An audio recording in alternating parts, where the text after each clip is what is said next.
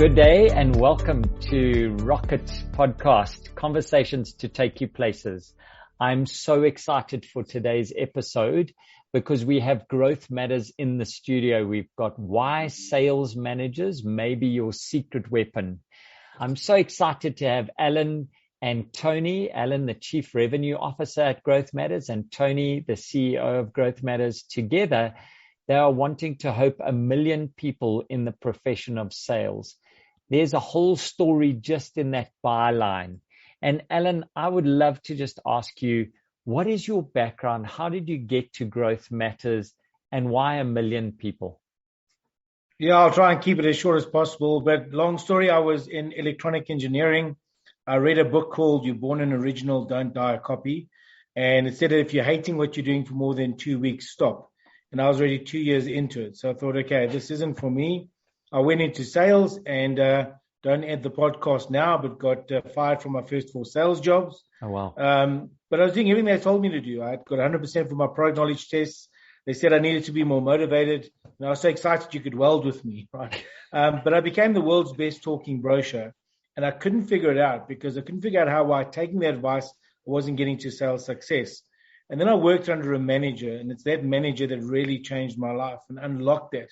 And then I started thinking about sales as a profession, not just a job, and got really curious about what drives sales performance. And then fast forward a few years as a top performing sales professional, started a company to train sales professionals. And although we had a lot of good commentary, there wasn't enough impact and there wasn't enough adoption of the methodologies. And it came to a realization that the gap was sales managers, right? We haven't enabled sales managers to execute key disciplines. And that's when I founded Growth Matters, hooked up with Tony, and really focused initially about how do we make sure we impact 1 million people, the Allens out there, in the profession of sales, but by focusing on enabling sales managers because they are high leverage resources that, if enabled, can unlock the potential in others. So that's about the shortest version I can give of that, Dan. That was amazing. That's an elevator pitch we can envy. Tony, it must have been a little bit like sipping from a tsunami when Alan walked into your life. What were you busy with at that stage when this energy bunny came in and changed the way your trajectory was going? Like this whirlwind of energy, as you say, Dan. So I was running a large sales team for a listed South African company. And I was working with the 7 sales managers and the more or less 100 sales professionals. And I started collaborating with Alan, and like you say, this energy and this, real fountain of information and knowledge. And we started to brainstorm, and, Alan posed the question to me one day. He said, great sales training that he was providing to the market, but where's the impact? It was great sales training, get good scores, good reflection, but where's the impact? And we started brainstorming the ideas, and we, as Alan shared, we came to this conclusion that said, the pivotal point, the custodian of the sales ecosystem is the sales manager. And we started building the pieces to enable the sales manager. And it's been I would like to say, whirlwind adventure there, Al. It certainly has flown past the many years we've now worked together.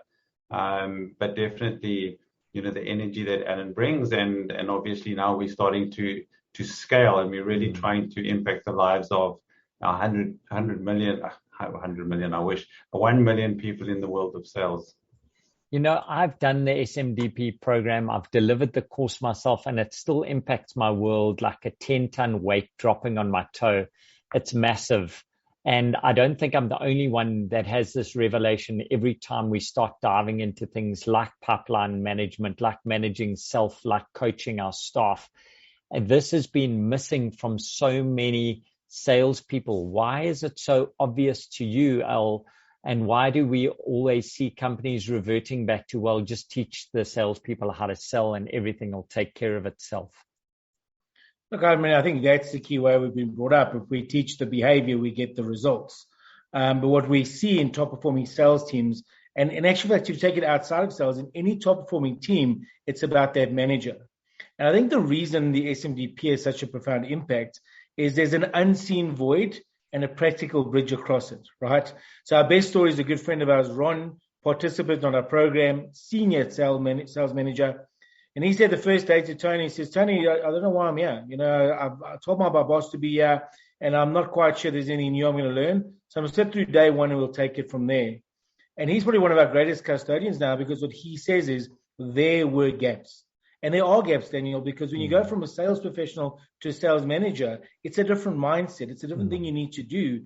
And very seldom do we enable those people to then get really good at establishing those execution disciplines. But the next piece, Dan, it's got to be pragmatic, right? There's enough theory out there. There's enough information. You've got to be able to step away and tomorrow go and improve your pipeline health, or accelerate your deal success, or better communicate value, or prioritize your impact more effectively. There's those key disciplines that we focus on. But I think it's that awareness that, hey, I didn't realize there was a void, and boy, I can be far more effective if I close it.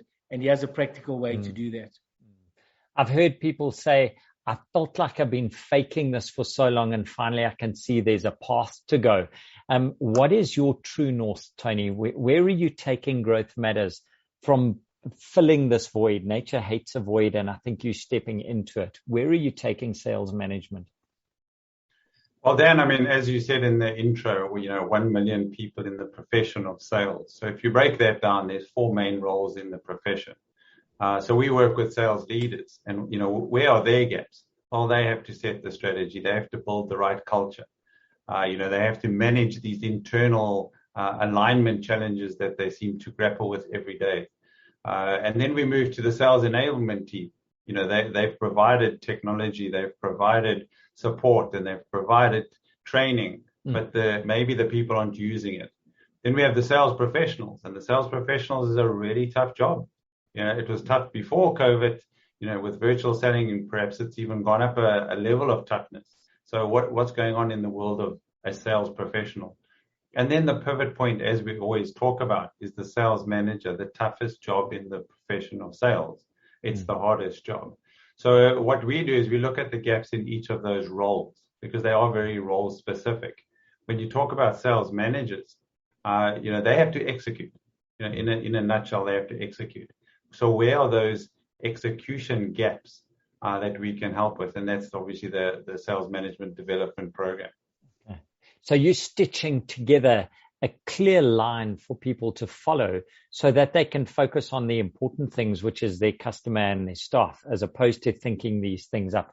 Now, I'm going to circle back to the SMDP into the course itself.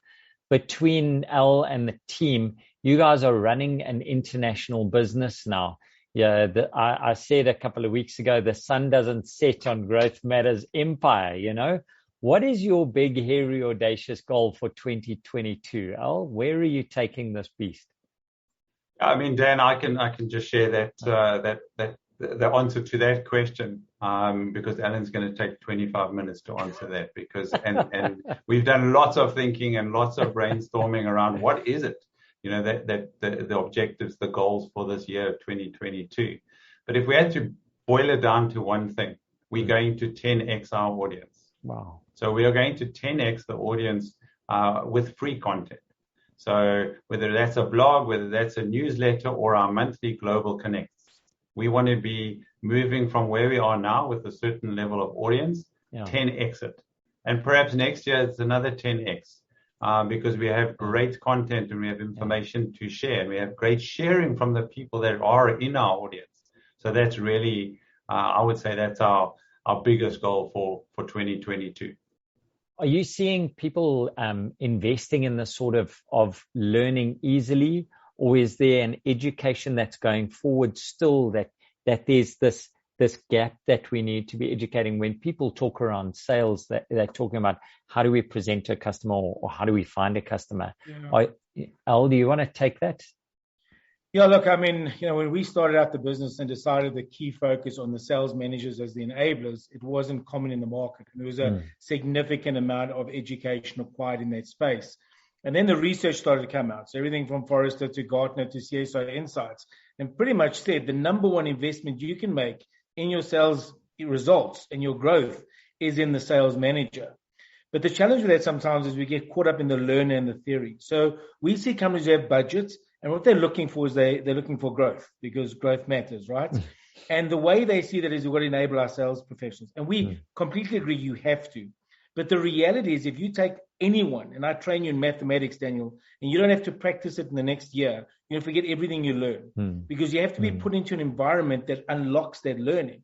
So we often see that sales training, unfortunately, is a tick box. We've covered our bases, they trained. So we've got to educate business, say, wonderful, work on the train, get the latest technology, leverage that technology, make sure you're developing stuff. But that's the train, which goes nowhere if you haven't laid the tracks. So we spend time educating customers that the maturity of your execution disciplines is where all your other investments in sales enablement get unlocked. And that's the piece we have to bridge, because it's now we're getting put in you're training sales managers. And we're saying, yeah, but it's a framework of execution that gets those disciplines laid. And then you unlock your CRM potential, you unlock your training potential, you unlock your big data potential. But that doesn't happen. Simple thing. If you don't have a discipline of CRM hygiene in your business, CRM is just a great mechanism to send garbage out quickly. It can't do more than that. The discipline has to be laid. And that's the education. It's not sales, it's sales management development program so that they can embed execution disciplines to unlock your growth and unlock your potential. That's the education that's required there, Dan. Now, Alan, you are front of house most of the time, and you're seeing this all over the world. It must have been an interesting journey from where you were doing a lot of traveling and training, and then we had a little change in the world, a little blip that came about, and the traveling stopped. And I remembered you had just moved to Johannesburg, and you had just stayed in a smaller flat, and you were away from the coast. What kind of thinking did you do, and what did that do for Growth Matters from a boundary perspective and a geographic perspective? Because we've spoken about your global business, which it is now. How is that enabled now? Yeah, then I'm going to get to two parts. So I want Tony to talk about the yang to my yin. So there's an upside to technology, right? So in this situation specifically, you understand, Sam, I was supposed to see 22 cities in 2020, and I saw Johannesburg, right? And when the news came that, our job, well, effectively a core part of our role was we would get into planes, meet people in a room, facilitate training, and then go have a few beers together, right? It was a very social world we were in. And when this news broke, I thought, how are we going to survive? And I think sometimes we forget the blessings we have, because you do that same thing to our business 4 years prior, and we wouldn't have survived this. Right? So technology unlocked it. But the other thing is that we didn't just do a lift and shift. We rebuilt all our content from the ground up to make sure we could address this time in history, or this, I wouldn't say the new normal, but the normal that was current then. And fortunately, I say with grace, technology allowed us to remain relevant, allowed us to get reach, and allows us to continue to expand our global business. And that's the big win. But Tony and I are sometimes a bit skeptical of tech, because there's a lot that we see in sales where, and you alluded to it earlier, where tech is people are hiding behind that mouse. So Tony, I know you wanted to add to that. Yeah, I mean, Al, we talk about technology such as CRM. So this golden nugget, this genius that was customer relationship management software was born, probably 2 decades ago. And it was going to change the world of sales because we would manage our customers better. But in reality, it had almost an unexpected negative consequence in that sales managers started to manage people by mouse. They were behind the desk. They were managing using, data, for example. Now, is it important? Of course, it's important. How would you manage a sales pipeline of 100 or more opportunities if you don't have technology? So it's a great piece of technology, there is no doubt. But it's now moved to the point where, as I was saying, managers are not doing the people element of their job, their leadership element. So they really need to be out in the field as part of it. But, for example, you're aware, Dan, we preach the message over and over again around one-on-one coaching conversations with your people. You don't do that from behind the desk unless we're in a virtual world when you can do that. But it's still you and the other person. It's a one-on-one conversation. It's not you looking at data or looking at the 15th report that you've seen this week. So I think that was both the upside, but also the downside, or the negative, unexpected consequence of technology as it related to the world of sales. And Tony, I just want to add a Growth Matters one-liner in there. Changing pivot tables doesn't change behavior. Right? Technology is an enabler. It's not the whole thing, right? Oh, another mic drop there. I've got so many nuggets here, guys. This is like a Hallmark card. So that's amazing. And I really enjoy that. Are you managing to use these tools yourselves, Tony, to unlock international clients? And what role is technology playing in this for you to open doors to get Growth Matters out there on an international stage? No, absolutely, Dan. You know, we all talk about Zoom or Microsoft Team meetings. We talk about this concept of online or virtual selling. And we're no different. We're out there promoting our business and we're selling virtually. So I actually had a call this morning. So for my sins, I'm in Mauritius. Alan is in Johannesburg. You could be somewhere else in the world. But I had a call with a prospect in Switzerland. And we spoke as if it's the only second interaction I'm having with him, but we already have built up some rapport. Okay. And we were joking and we were talking about the world of virtual, and we had a great sales call. It was 30 minutes. So a 30-minute sales call where perhaps if we were driving somewhere or flying somewhere, it would have taken much longer. So technology certainly can speed up the sales process. There is no doubt. Tony, it also helps us with the reach of support once you know, because we believe you've got to coach the coach to coach. So a big part, Daniel, is no point just having the content. You also got to support those managers along the journey. And the beauty now is the luxury of technology. You can be coaching 3 senior sales leaders at 4 a.m. in the morning in Australia, not the ideal time zone, right? But, you know, Latin America at 7 o'clock in the evening. And although, I mean, besides the time zones, the fact is you have that flexibility to add that next layer of support. And I'd add the one thing that the pandemic did do is it got us more comfortable to be in these spaces. So is it always ideal? No. But now the norm of coaching, supporting, and selling online is not this foreign idea. Right. So we're excited about the hybrid future because there are some wins that technology has brought. Do you think the buying cycles have changed in the past 3 years and 3 years? And what would you say is the biggest change that you've noticed? Dan, I love this question because one, I have to field it often. And I think sometimes we're looking for something that isn't there. I think the buying cycle at a high level hasn't changed dramatically. We have a recognition of needs. We have to evaluate our options. We have to negotiate what we need. And we have to implement it. You know, at a very base level, that's what happens. Yeah. It's the challenge that's happening internally in organizations. So pre-pandemic, we already had the first problem was we have the paradox of choice. There's just too many suppliers, too many vendors, too many options. I mean, you just take sales enablement as an example. How many technologies?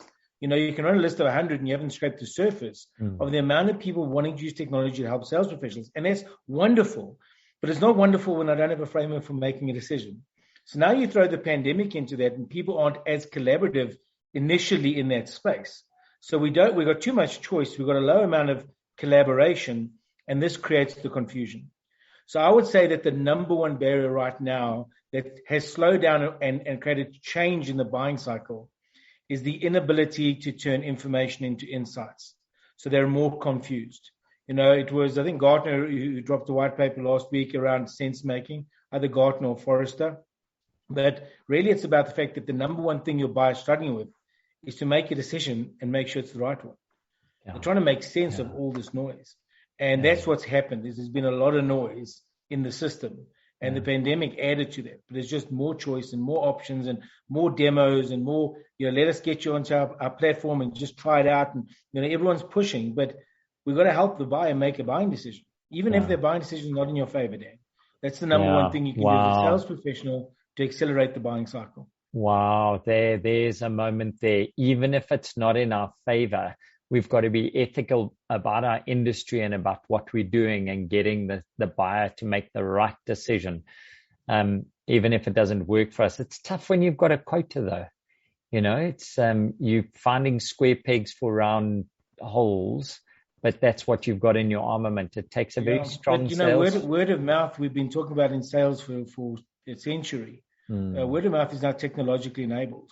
You know, don't do it because you're looking for a referral, but trust me, that gets out. When you become the person that sherpas a buyer through their buying decision, even if that's not in your favor, that doesn't get forgotten easily, Dan. No. And, you know, you got to have the right opportunity. So Tony would argue this slightly differently, I guess. Make sure your sales strategy is clear, that you're fishing where the fish are with the right bait, where your differentiation is clear. Sure. So you've got to start on the right footing. But sometimes you're not the right choice, and you've got to be bold enough to say, I'm glad I've helped you make a decision that wasn't me. Right. But I heard you say that to someone about their job. And I think you talk about courage the whole time and about making the right decisions for yourself in your life. You know, if you're in the right job, if you're selling the right thing, you're going to be in the right place in your head. And if it's wrong, you need to move. Well, if you had to... No one's had a sleepless night for being ethical. That's what I'll say there. Wow. Al, if you could sit next to a sales management guru, who would it be? And what would the one question be you would ask them? And it can't be Tony Cross, because that's cheating. Yeah. So it'd be Tony Cross. It'd be when's my next leave. Yeah. It's interesting because there's a lot out there, but the person whose brain I want to pick is Jason Jordan. Okay. He was co-author for the book, Cracking the Sales Management Code. And what I loved about the book, it was a data-driven approach to what's actually happening. And, you know, it was an international bestseller. And really what he was saying to businesses was our ability to capture information has accelerated beyond our ability to translate that into insights, right? Okay. And he said that most organizations are measuring too many things. Average metrics are 306. So you've got to simplify that down. The question I asked Jason is, with all that fame, with being on the speaking circuit, by being all of the conferences, why did no one listen? Sure. Why are we sitting with the same problem of over metrics, over measuring, right? Because the only reason you measure something is to improve it. And the more you measure it, the more you're likely to fail. So a great book called How Did That Happen? Around the minute you go beyond 6 or 7 clear expectation, accountability falls off the side of a mountain. Tony always says it's better than me, but it falls off a cliff. And there's not Tony and Alan or GrowthMatters. That's the research. That's the data. Yeah. Right. So that's what I ask him. When we got all this insight, why do we act like we never read the book? That's amazing. I like that a lot. So I'm going to ask a tough question of Tony. Tony, a top tip for the day. If we understand what Al said, if we acknowledge the fact that we've analyzed this thing, we've got too many reports, what are the top 4 reports we should be looking at? And if it's top 3 reports we should be looking at in order to drive through our sales effectively, in your opinion? And it is a tough question because, as you say, there's many things you can be doing. Number one for me would be, are your managers coaching? So if I was a sales leader, my number one report would be, talk to me about how often you're coaching your people one-on-one and what you're talking about. So that would be a report that I would look for straight out of the starting blocks. You know, what is the coaching going on, and is it going? Is it actually happening? The second one is I would be scrapping, heaven forbid, I would be scrapping forecasting reports and replace them with pipeline reports. Okay, and I know that's going to be controversial. Of course, you need forecasting reports. But if you only had to have one, it would be much better to have a pipeline report. Tell me the difference between them. Tell me the difference between them for you, just for our audience. Yeah, so a forecasting report or a forecast review is all about risk. You know, what is the risk of us not making this month's number, this quarter's number? So it's very much an upward corporate type of report. Where a pipeline review is, are we going to make the number? But what is the health of our pipeline, both for now, this month, and into the future, next month, next quarter, next half year, which is probably or arguably more important. So again, as a sales leader, I would want both. But if I had to only have one, and I had to spend time only on one of those two, it would be about the pipeline. Because if you have a strong, healthy pipeline with value, with volume, with velocity, and in the right shape, you're going to have an okay forecast. Yeah. But talking about a forecast, talking about this month's number, are we going to hit the target? Are we going to hit the target? Can't we hit the target, guys? Actually doesn't help you hit the target. So that would be my number 2 suggestion. And then it would probably be around a report on your big deals, because if you're not managing opportunities well, then you're not going to achieve your number. So many times we work with sales managers, and they're very busy. Their people are very busy, but they're not necessarily busy on the right things. So it would definitely be what we call an allocation of effort report. Where are they spending their time? What do their priorities look like? And some of these are not traditional reports that you push a button and it comes out of your CRM system. But CRM systems, if they're tracking activity and they're tracking, trends, you can get this kind of information. And like Alan said so well, you can turn that information into insight that leads to better decisions. So I want to summarize that. Our top tip is, are your managers coaching in one-on-one sessions? We want to focus on pipeline report and looking at the health of your pipeline, volume, value, and velocity. That's a whole discussion for another podcast. And then you want to pick on the big deal management to manage the activities within those big deals. And if you've written your CRM or you've configured your CRM correctly and your HR system correctly, you should be able to get these reports out.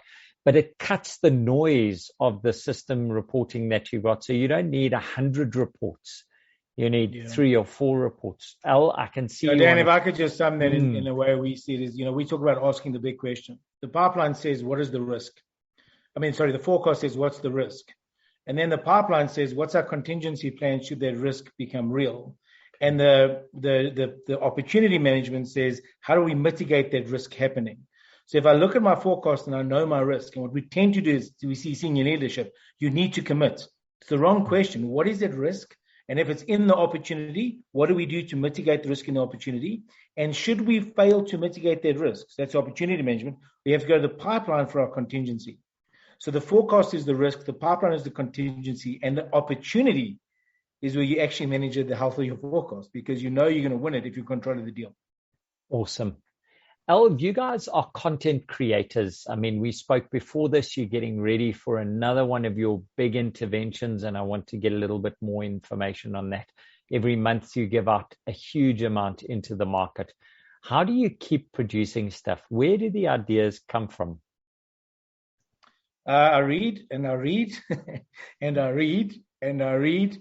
So that's part of it. Obviously, with the luxury we now have, Dan, having been established for so long, we've got a lot of people we work with, a lot of track record, a lot of things we can leverage off of. I think by nature, where Tony and I are so fortunate is we have similar minds, but they have different strengths. So I'm always looking for what's the big picture, so the framework stuff. And then Tony's looking for the process. How do you make this practical and make it happen? So that's part of the areas, what we see in the field, what we read and research. Tony, what do you want to add to that? Yeah, Dan, I just see this quite simply. There's no shortage of ideas. It's really about taking an idea, whether it's from a podcast or like Alan said, reading or wherever you come up with an idea, but you've got to go and execute.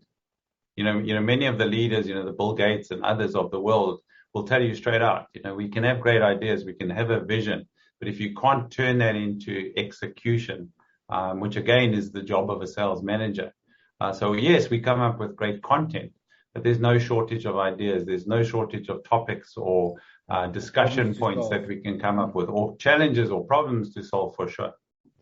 Yeah. So the secret's not on the ideas, it's on the execution on the ideas and creating the content. And I think that you guys have got it down pat, or you've got a recipe that you follow. How much of that is systemized and how much of that is more manual, sticking together until it gets momentum?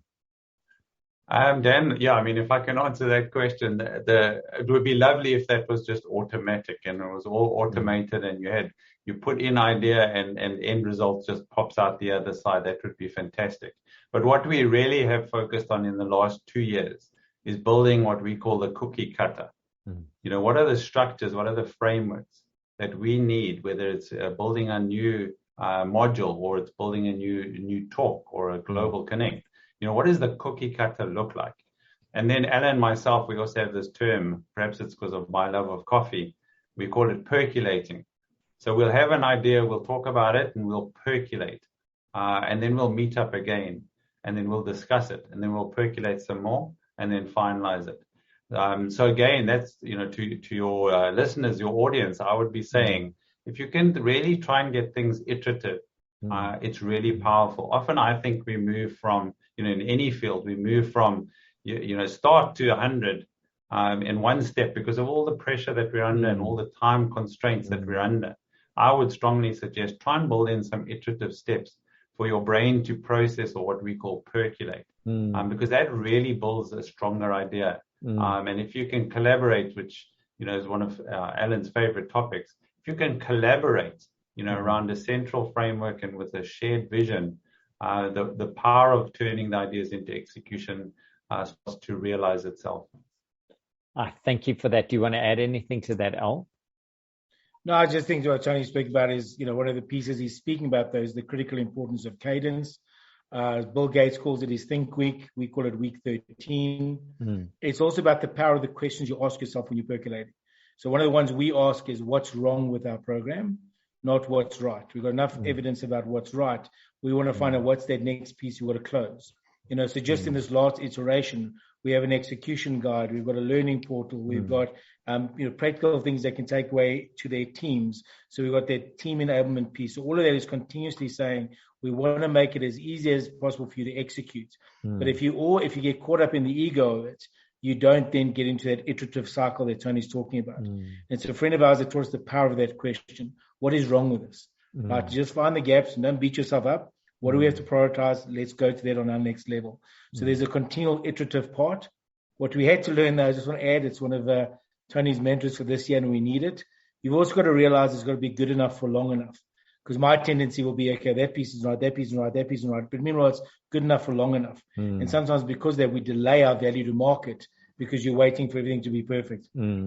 Get going, then get good is something else that you guys have taught me again and again and again. And, we had a guest on this show who's got 55 Udemy courses. And he said, people want the content. You have to get it out. And I think you guys epitomize that. You get the content out when customers are asking for it. Guys, when you decided GrowthMatters would start offering services globally, what was the one thing that was harder than you anticipated, being based in South Africa and then going big? Yeah, Dan, as we moved from in person, which used to be 3 or 4 interactions with a client and with a group of sales managers or sales leaders, that was difficult.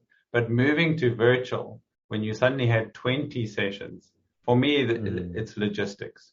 So the logistics and the planning suddenly spiraled almost out of control. And we often joke, we built a process from start to finish for one of our programs, and there were 158 unique steps in the process. Sure. And we were saying, wow, okay, it's almost like you need a team of people. Yeah. So in some ways that was both surprising, but also, overwhelming at some points where we were saying, this is really going to be a challenge for us. So over time, we've simplified certain things and automated certain things. So the current process is around about 50 steps. But definitely the logistics was a big challenge. So you've taken the Elon Musk eliminate steps where you can eliminate, and then add in where it falls over. I like that. Yeah, absolutely, Dan. And we also see the reason you have a process in anything is that you can start to improve in the different steps. So it's never one massive improvement that changes something. It's all of the small improvements that exponentially changes and improves something in our view. Al, if you had a webinar full audience to capacity, who would it be? And what would your first 5 minutes be about? It would be chief executive officers, and it would be about what their CROs or their sales engines is not telling them. And this is the challenge we see, Dan. If you look at any entrepreneurial business, ownership will have line of sight of the sales engine. What tends to happen when we get into corporate is we're stepping away from that and we're only looking at the data, not the people. Okay, and that's the key thing. So I ask CEOs often, what visibility and understanding do you have of your sales pipeline? And what visibility do you and the balance of the C-suite have in your top 10 opportunities? If the C-suite's not involved in the top 10 opportunities, you can't build a sales culture the way you want to. So I would speak to them about getting really, in touch again with not just the reports about sales, but what the meaning behind it is. And it's not because the CRO is trying to keep it from you. It's that there's so much data and so much information. We're not getting to those practical things that matter the most. What are that 1% of data that gives me 65% of the surety that we're going in the right direction? And when you shut that down, you don't have visibility of what matters. The organization doesn't align behind the sales, which means we don't close the value gap for the customer. So that's what I began, is really rallying around. You have to have a seat at the sales table, no matter where you are in the C-suite, because at the end of the day, a business only exists to sell something. Wow. That is a mic drop again. That is such a nice way to bring us into the next section. If you had to give some advice for a sales leader today in this work from anywhere world, Tony, you've already given us 3 great tips. What advice would you take going on from what Al's just said there? Then I think 2 things. Number 1 is connection, and number 2 is consistency. So because we've now moved to the new normal, the next normal, another normal, whatever you choose to call it, you have to keep levels of connection. Because I'm sitting in one location, somebody else is sitting. It's not the same as you saying hello at the water cooler or over a cup of coffee. It's not the same. We appreciate that. But in some ways, that's the easier part, because you can connect on a 15-minute Zoom call. The more difficult part is to make sure you keep consistency. So you still have to do a pipeline review. You still have to do an opportunity review. You still have to do coaching. You still have to build out an execution plan for a piece of strategy. And you have to make sure that you use your calendar. You have to make sure that you prioritize well. You have to make sure that you have a cadence. So for me, for a sales leader, you have to make sure that you are consistent, because when you are consistent, you build that discipline. And when you have the disciplines, as all of us know, when you're disciplined in anything, the results and success follows. Sure. That's solid. Thank you. That's brilliant. Al, if you had to start again, what one lesson would you take from Growth Matters, which you find is invaluable? What was the one lesson I would take from Growth Matters? If start again. That's a tough one. Tony, you want to field it? Yeah, I mean, Dan, it's a great question. If there was only one lesson, what would it be? For me, it's about the customer. It's not about the product. It's not about the employees. It's not about it's about the customer. And if you're in any startup situation, in fact, if you're in any business at any stage, it's actually about the customer. So what Alan and the team are really good at doing is saying, if we change this, whatever it is in our sales ecosystem, how does that impact the customer? So, a key question to ask over and over again. I'm changing the sales remuneration policy. I'm changing, how we report. I'm changing call cycles, whatever they may be. How will this impact the customer? Should probably be your first and biggest question that you answer before making any of these changes in your environment, in the sales environment or in your business. Sure. That is a big answer there.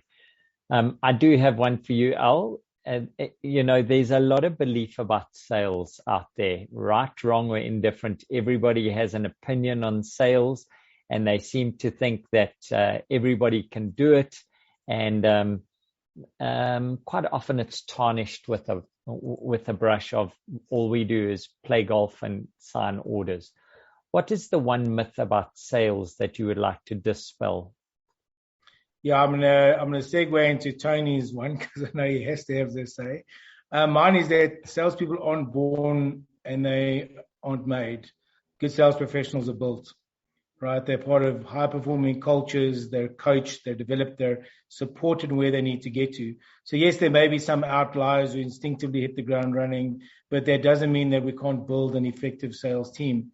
And that's the key thing. We see so many leaders wanting to hire the heavy hitter or hire the unicorn or the maven, instead of saying create a culture that is strong, create the disciplines that create execution, and you will unlock the potential of far more people, right? And then they're more loyal and you've got more balance, because you don't have just these one or two heavy hitters. So they're not born, definitely not.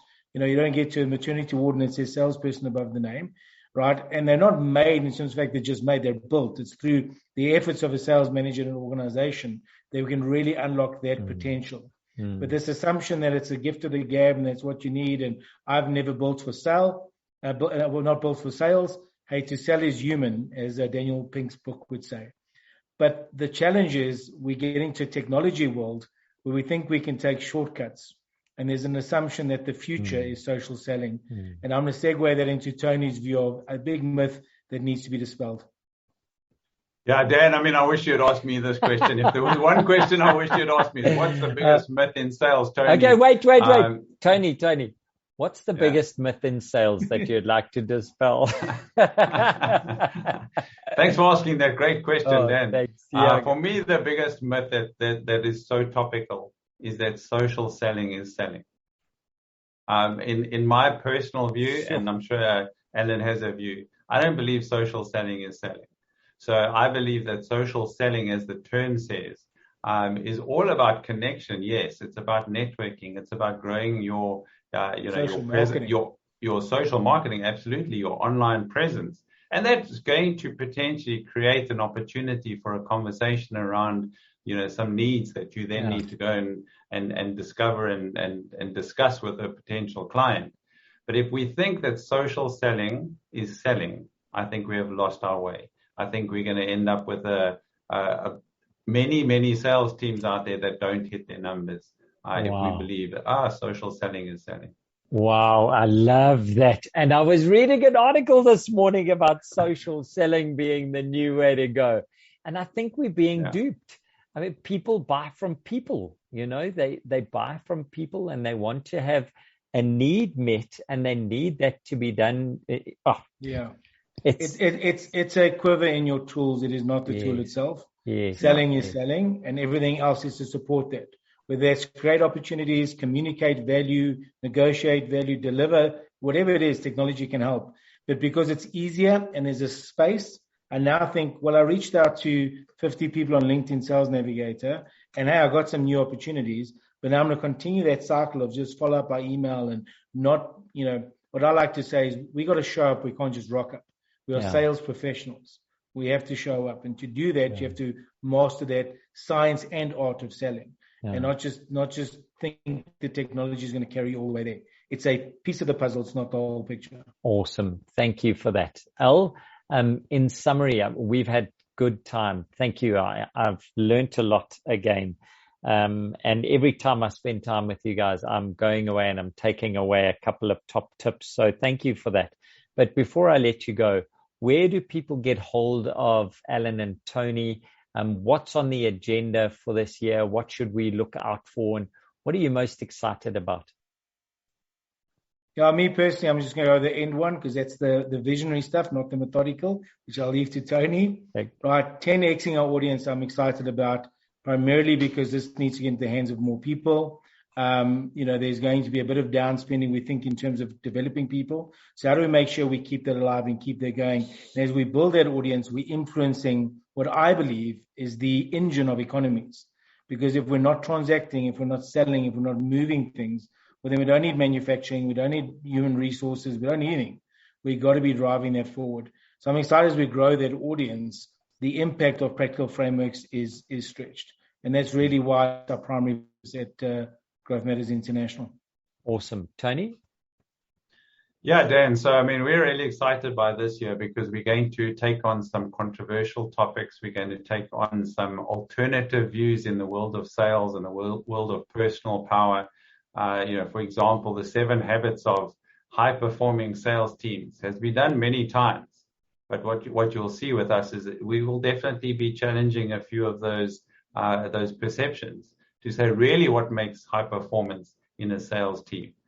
So we're really excited by our agenda of topics for this year's Global Connect. To reach us is fairly straightforward, www.growthmattersintl for international.com, which is the easiest way to connect with us. Awesome. Thank you very much.